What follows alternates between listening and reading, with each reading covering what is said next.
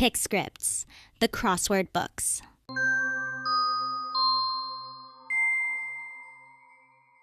The Verity Chronicles. Chapter 1. The Eternal Star. Part 1.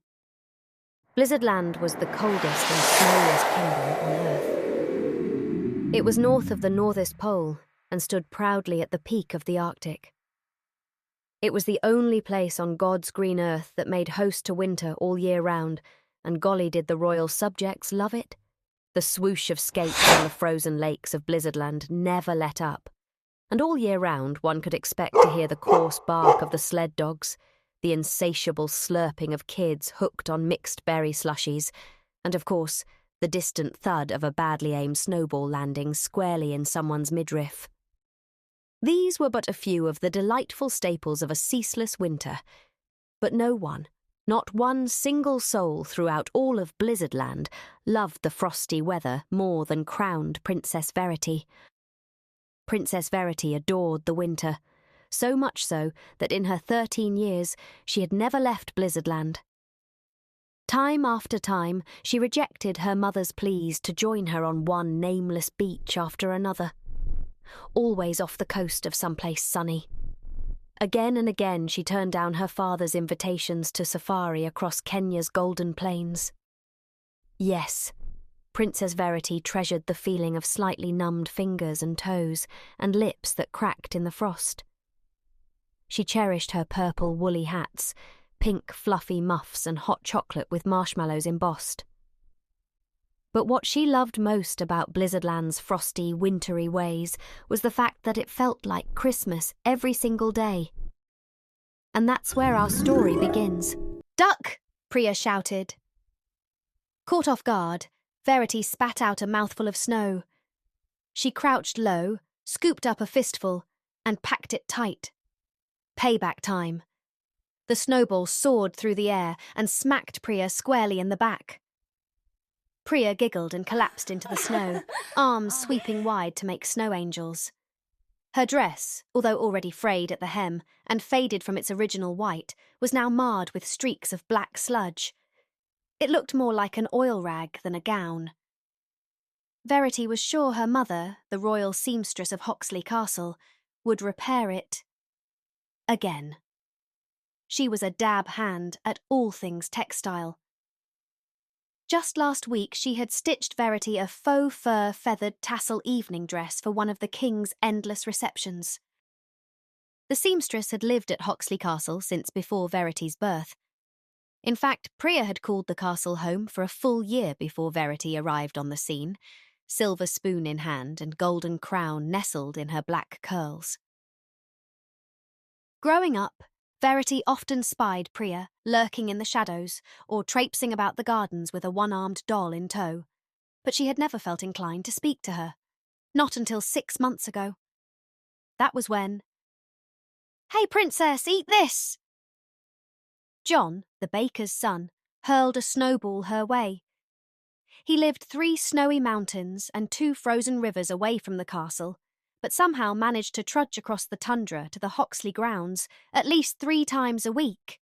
The castle grounds were open to the public, after all. That's how Verity had met most of her friends. That's how she had met her best friend, Christy, years ago. Oh, how she missed Christy.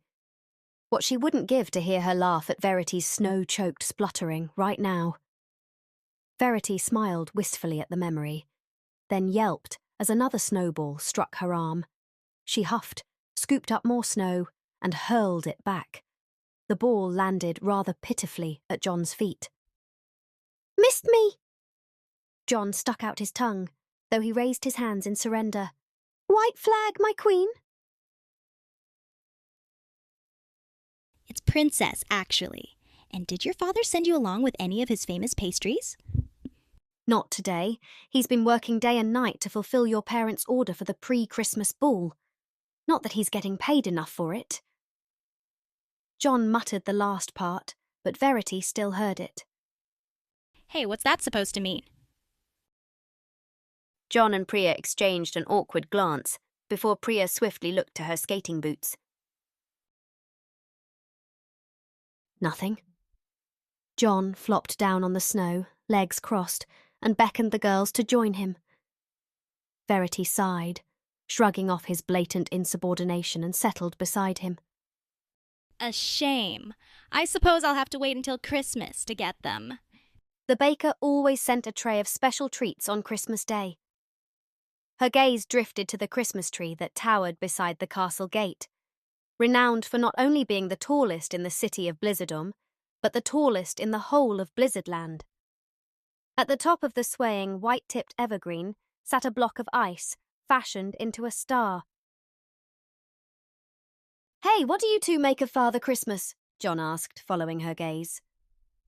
What do you mean?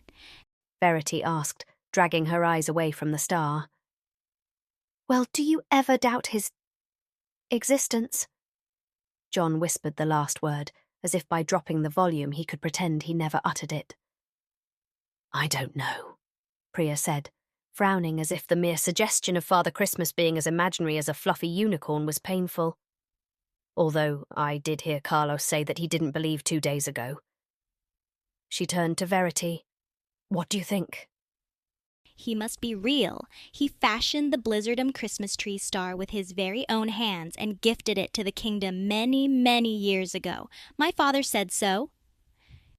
"I don't believe it." Anita, the niece of the renowned dentist, came skating by. If Father Christmas was real, he would stop my auntie from making me floss every night, like I asked. She took off again, sending flecks of ice in Verity's face. It's not polite to eavesdrop. Verity called after her. They all turned to stare at the star. Why are you doubting now all of a sudden? Verity asked. John shrugged. "Just something I heard. Anyway, who cares?" He scooped up snow, tossing the ball between his hands. Yeah, who cares? Verity echoed. But deep down, a quiet voice whispered, "I do."